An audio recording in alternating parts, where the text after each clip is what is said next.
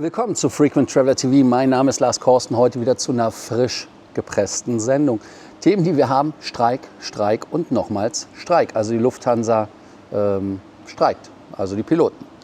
Dann gucken wir uns nochmal an, wie es da ist. Dann gehen wir weiter auf USA, Global Entry. Da ist wieder Neuigkeiten am Start. Gute Nachrichten für mich. Und die geopolitische Lage, wie die Auswirkungen sind, gucken wir uns auch nochmal an. Und natürlich wie immer das Flugzeug, was man braucht, um während der Aufnahme den Ton zu optimieren. Also, ihr denkt dran, den Kanal zu abonnieren, die Glocke anzumachen, ein Like dazulassen, zu kommentieren oder auf School zu kommen.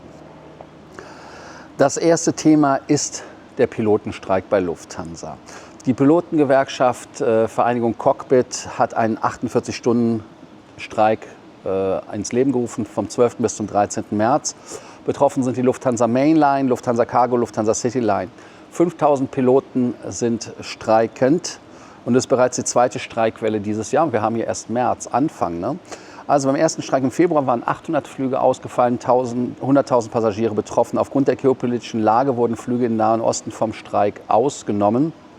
Ausgenommene Ziele sind Israel, Saudi-Arabien, Katar, Kuwait, Vereinigte Arabische Emirate, Bahrain, Jordanien, Oman. Natürlich die angespannte Sicherheitslage und die Situation dort, dass man halt dann dort Leute raus evakuieren muss und sogenannte Evakuierungsflüge durchführen muss. Die Kernforderung ist von der Vereinigung Cockpit, dass man die Betriebsrenten verbessert und die Vergütungsanpassung von 3,3% pro Jahr für 2024 und 2026. Andreas Pinheiro, der Präsident der Vereinigung Cockpit, argumentiert wie folgt, Zitat: Es hilft nicht, wenn die Gegenseite nur Gesprächsbereitschaft signalisiert, aber nicht über substanzielle Verbesserung der betrieblichen Altersvorsorge sprechen möchte. Die Vereinigung Cockpit wirft Lufthansa halt vor, dass kein verhandlungsfähiges Angebot vorgelegt worden ist. Das kommt, glaube ich, bekannt vor. Das haben die bei der UFO ja auch gesagt. Und die Verhandlungen halt bewusst zu verzögern. Und Sprecher der Tarifkommission Arne Carstens sagt, 7 Verhandlungsrunden, lange Bedenkzeiten, sogar ein vermittelndes Angebot, all das hat der Arbeitgeber verstreichen lassen. Der strategische Konflikt hinter dem Streik ist natürlich nach dem Rentenforderung auch ein großes sektorelles Thema. Und ich sage es ja immer wieder, es geht ja bei der Lufthansa um die Rechnungsentscheidung. Also das heißt, dass man, zu viel gewackelt, Richtungsentscheidung. Und zwar ist es so, dass man dort halt die Auslagerung von Flugbetrieben nicht gut findet und dass man auch logischerweise die günstigeren Tochtergesellschaften mit den Tarifstrukturen als Dorn im Auge empfindet. Discover und City Airlines, um namentlich die zu nennen. Und die Vereinigung Cockpit sieht natürlich da den Trend, dass man dort Druck auf bestehende Arbeitsbedingungen legen möchte und Schwächung der etablierten Tarifverträge. Ja, das Problem ist laut Lufthansa die Produktivität und da muss man halt einfach mal gucken, denn die Diskussion zeigt ja auch die Produktivitätsunterschiede und da kann man dann vielleicht doch so ein bisschen auf Lufthansa-Seite kommen, wenn man sich das anguckt. Wenn man also die KPI sieht, das heißt also Cabin Crew per Seat Kilometer, wäre das, was in der Aviation als KPI genutzt wird. Bei British Airways sind es 139, bei Air France ist es auch irgendwie bummelig 139, bei Lufthansa sind wir bei 184. Also die Kosten, die dort produziert werden. Das heißt also, Lufthansa hat höhere Kosten pro Sitzplatz, aber geringere operative Effizienz ist das Problem. Das heißt also, die Tarifverträge sind niedriger, aber die Produktivität ist auch niedriger. Ist der Streik aus eurer Sicht gerechtfertigt oder gefährdet er langfristig die Wettbewerbsfähigkeit der Lufthansa?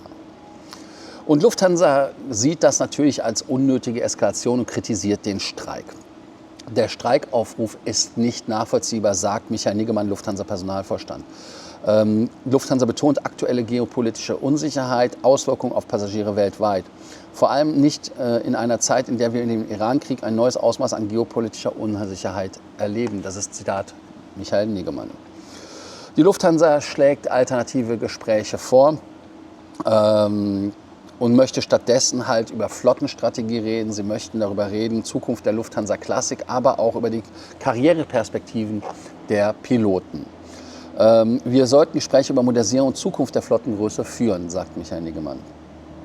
Geht es in dem Streit wirklich um die Renten oder geht es um die Kernfrage, was mit Lufthansa passiert, wie dort die weitere Wachstumszukunft der Lufthansa-Piloten ist? Ist das eher ein Jockey-Problem, also ein Problem der Luxusklasse oder ein echtes Thema. Und der Lufthansa-Sonderflugplan natürlich zum Streik auch. Trotz Streik versucht natürlich Lufthansa, einen Teil des Flugplans aufrechtzuerhalten, geplant mehr als 50% der gesamten Flugplans, ca. 60% der Langstreckenflüge.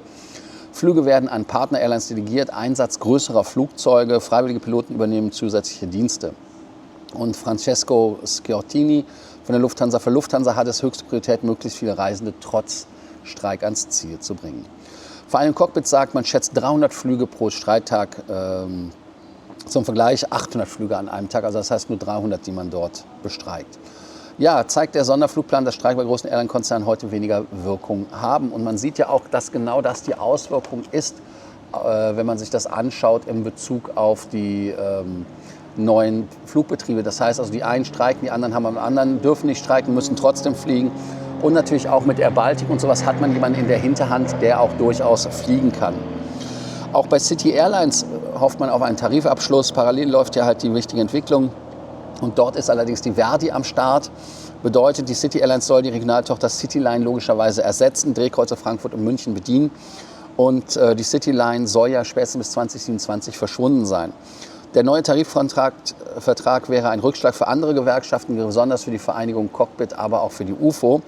Denn hier wird mit Verdi verhandelt. Das ist ja auch wieder so ein Problemfall, dass man dort bei der Lufthansa das so gezielt gemacht hat. Die Strategie von Lufthansa ist klar, City Airlines soll halt günstiger produzieren als die Cityline und andere zusammen.